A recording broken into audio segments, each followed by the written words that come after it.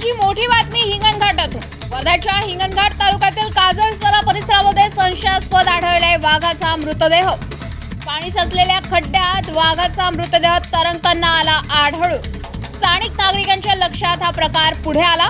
भल्या मोठ्या वाघाचा मृतदेह आढळल्यानं संपूर्ण परिसरामध्ये उडाली खळबळ। गेल्या काही दिवसांपासून हिंगणघाट तालुक्यात वाघाच्या हालचालीबाबत भीतीचे होते वातावरण।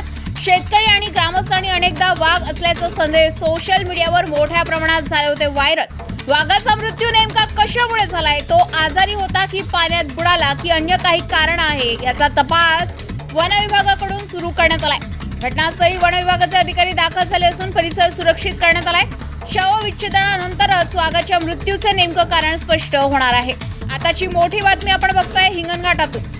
वर्ध्याच्या हिंगणघाट तालुक्यातील काजळसरा परिसरामध्ये संशयास्पद आढळलाय वाघाचा मृतदेह। पाणी साचलेल्या खड्ड्यात वाघाचा मृतदेह तरंगताना आला आढळून। स्थानिक नागरिकांच्या लक्षात हा प्रकार पुढे आलाय। भल्या मोठ्या वाघाचा मृतदेह आढळल्यानं संपूर्ण परिसरात उडाली खळबळ।